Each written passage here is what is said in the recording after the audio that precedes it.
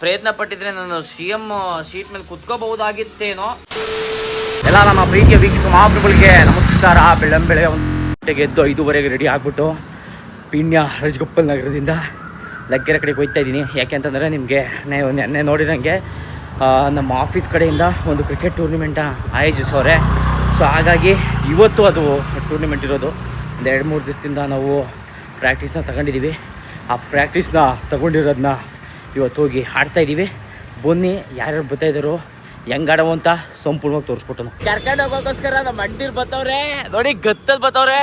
ಯಾರ್ಯಾರು ಬತ್ತವ್ರೆ ಅಂತ ತೋರಿಸ್ಕೊಡ್ತೀವಿ. ಇಲ್ಲಿ this is Pavan, this is Rohit ಅಣ್ಣ, ದಿಸ್ ಇಸ್ ತಂಬಿಯರ್, ದಿಸ್ ಇಸ್ ತರೇಡ್. ಇವಾಗ ನೋಡಿ ಸ್ವಲ್ಪ ಎಷ್ಟು ಕೊಡ್ತೀಯಾ? ಅದು ಎಷ್ಟಾದ್ರೂ ಆಗಲಿ ಒಂಚೂರು ಸ್ವಲ್ಪ ಜಾಗ ಕೊಡಿ ನಮ್ಗೆ ಜಾಗ ಬೇಕೇ ಬೇಕಾಗಿದೆ. ನಾವು ಇವಾಗ ಲಗ್ಗೆರೆ ಬ್ರಿಡ್ಜ್ ಹತ್ರ ಇದ್ದೀವಿ. ಲಗ್ಗೆರೆ ಬ್ರಿಡ್ಜ್ ಅಂತ ಇವಾಗ BL ಗ್ರೌಂಡ್ ಹತ್ರ ಹೋಗ್ತಾ ಇದ್ದೀವಿ. ಭಾರಿ ಅಂದರೆ ಭಾರಿ ಖುಷಿ ಆಗ್ತೈತೆ ಅಣ್ಣ. ವೆರಿ ಗುಡ್ ಮಾರ್ನಿಂಗ್ ಅಣ್ಣ. ಅಣ್ಣ ನಮ್ಮ ಕೆಂಪೇಗೌಡರು ಸ್ಟ್ಯಾಚ್ಯೂನ ಆದಷ್ಟು ಬೇಗ ಓಪನ್ ಮಾಡ್ತಾರೆ. ಎಲ್ಲರೂ ಕೈ ಮುಕ್ಕೊಂಡು ಒಂದ್ಸಲಿ. ವೈಸ್ ಕ್ಯಾಪ್ಟನ್ ಬರ್ತಾ ಇದಾರೆ ಪೂರ್ವಾಕಿರ ಟೀಮಲ್ಲಿ. ನಮ್ಮ ಪವರ್ ಹೌಸ್ಗೆ ನಿಜ ಅವತ್ತೇ ಮಾಡೋಣ ಅಂತ ಅನ್ಕೊಂಡೆ.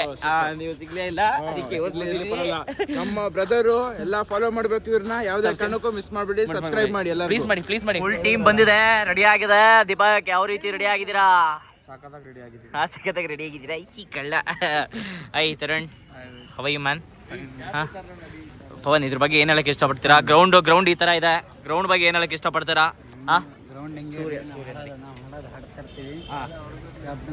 ಸ್ವಲ್ಪ ಜೋರ ಮಾತಾಡಿ.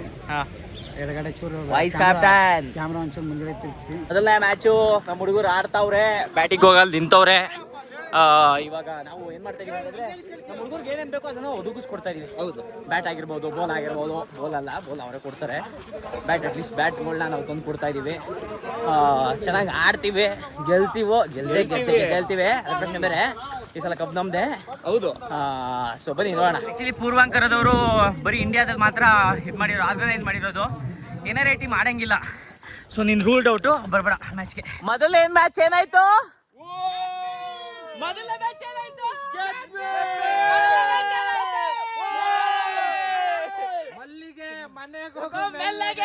ಮ್ಯಾಚ್ ನೋಡಿ.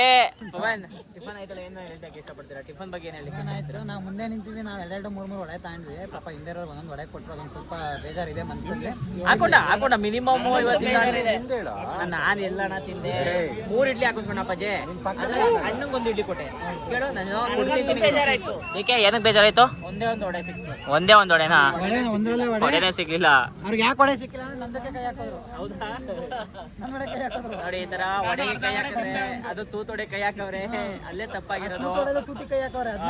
ಅದು ಭಾರಿ ಏನೇನು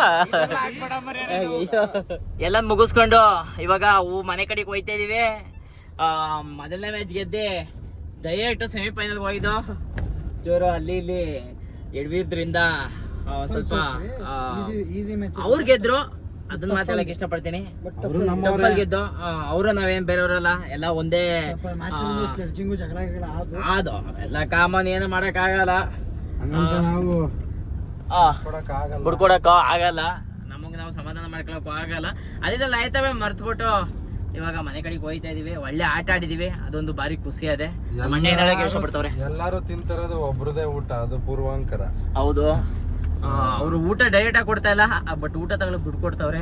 ಇದನ್ನ ಮಾತ್ರ ಹೇಳಕ್ ನಾನು ಇಷ್ಟಪಡ್ತೀನಿ. ಕೆಲವು ಟೈಮ್ LOP ಅದು ಇದು ಅಂತ ಹಿಡಿತಾರೆ. ಕೆಲವು ಟೈಮ್ 4 ದಿನ ಉಪವಾಸ ಇಟ್ಟು 5ನೇ ದಿನ ಊಟ ಹಾಕ್ತಾರೆ. ಬೇಜಾರು ಇದೆ, ಆದ್ರೂ ದುಃಖ ಇದೆ. ಅದಕ್ಕಿಂತ ದೊಡ್ಡ ದುಃಖ ಏನು ಅಂದ್ರೆ ನಾಳೆ ಶುಕ್ರವಾರ ಅನ್ನೋದಿದೆ. ದಯವಿಟ್ಟು ಇದನ್ನ ಅಣ್ಣ ನೋಡಿ. ಕ್ರಿಕೆಟ್ ಎಲ್ಲ ಮುಗೀತು, ನೀವು ಗೆದ್ಕೊಂಡ್ ಬಂದಿ ಸಾಕಾಯ್ತು ಸ್ಟಾರ್ಟ್ ಮಾಡ್ತಾರೆ. ಫೈನಲಿ ಇವತ್ತು ನಮಗೂ ಈ ಚೇರ್ ಮೇಲೆ ಕೂತ್ಕೊಳ್ಳೋ ಭಾಗ್ಯನ ನಮ್ಮ ಶರಣ್ ಅವರು ಕಲ್ಪಿಸ್ಕೊಟ್ಟಿದ್ದಾರೆ.